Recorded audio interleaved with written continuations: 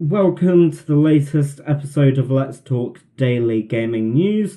It's currently the 8th of January 2017, and we're going to be covering the stories that have broken over the past day or so since our last episode.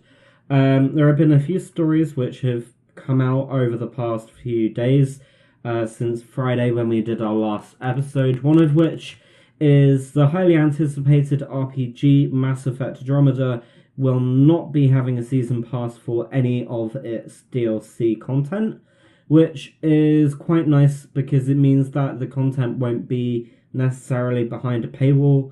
However, none of these questions have been confirmed whether there will be story DLC, if it will be for free, if it will be limited to multiplayer. None of this information has been confirmed so far, which could mean two different things. It could mean that they're going to do an approach which CD Projekt Red went with their RPG, where they release some major expansions every 6 months or so for about £20 per DLC, or it could just be that they're going to release the content for free. We'll have to wait and see what happens with that, but it's quite nice to know that there won't be a season pass.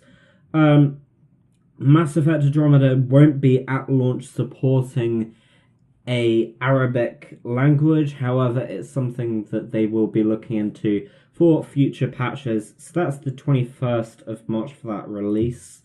Also confirmed regarding Mass Effect Andromeda, the preload for PC will be launching on March the 17th, which means that the game will be preloadable 3 or 4 days in advance.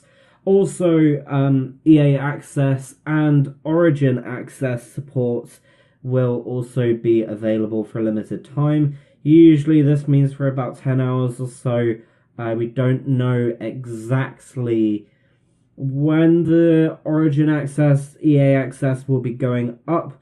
It tends to be a week or so, and it's usually for about 10 hours. It'll be interesting to see how they limit it, especially Mass Effect being primarily a story-driven game.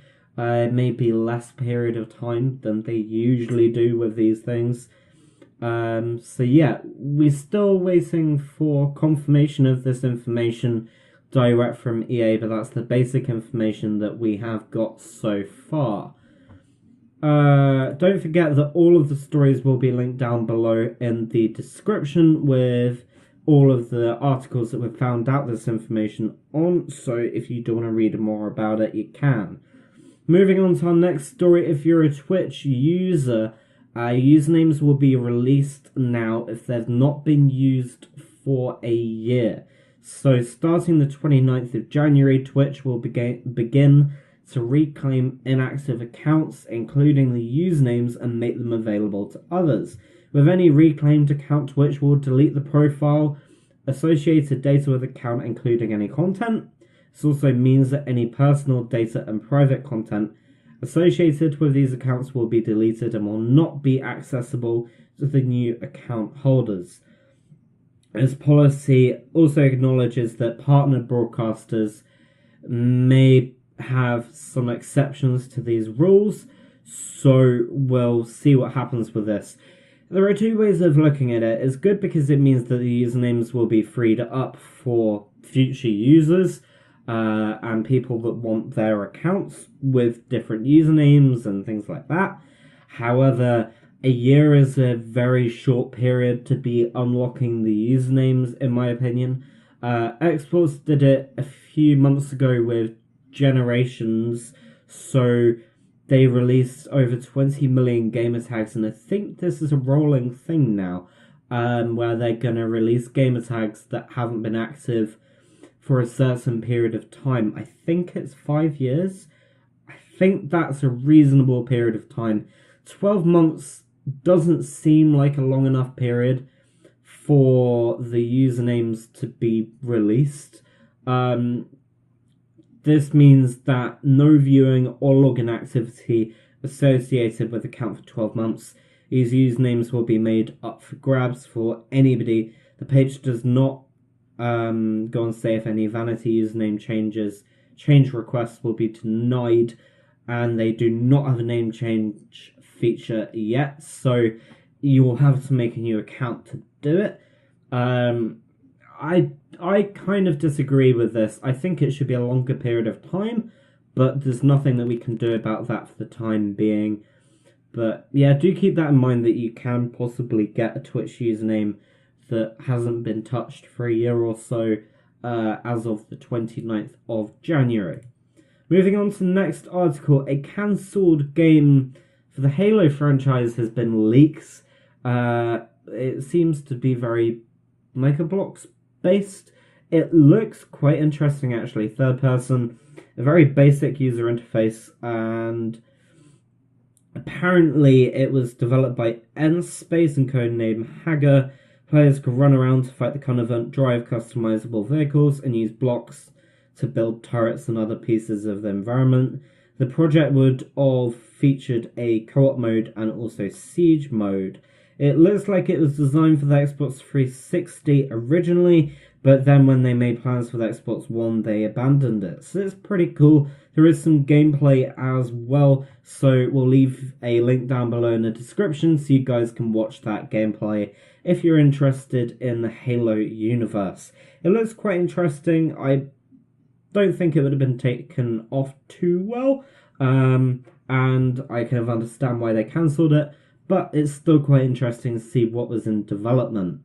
A final story for us today is Final Fantasy 15 has a glitch where you can actually get out of the base map and explore a whole second world as such in the game. Now, this doesn't have any buildings or any missions or much assets tied to it, and they've got some holes in the ground and things like that, but it's quite interesting to see how much content there could have been or is going to be. There was a very similar thing with the Division last year, where you could actually get on the map, explore Central Park, etc. You never know, this area may be unlocked in the future via DLC. We'll just have to wait and see, but there's an hour and 5 minutes of gameplay where you can explore a whole brand new area which doesn't have any missions and things like that. So that's pretty cool. If you do want to watch that gameplay, that will also be linked down below in the description.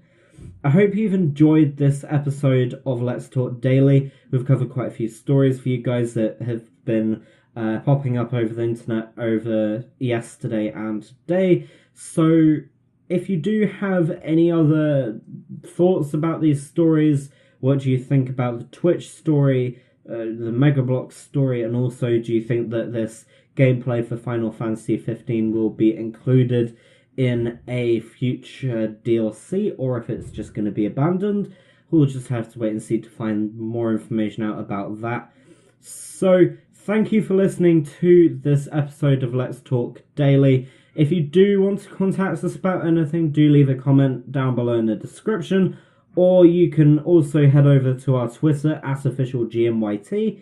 We also have a Discord server we love communicating with you guys on. We're always active on that, so if you do want to have a chat with us in one of our audio servers or just one of our text chats, you can do that as well. We do have some special offers with Games Planet running at the moment, so at the top of the description we will be having a link to a special deal that we're going to highlight for you guys on Games Planet as well.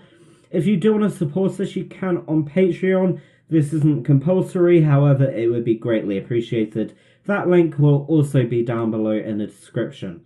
We hope you've enjoyed this episode. Thank you for listening, and we'll be seeing you in tomorrow's episode.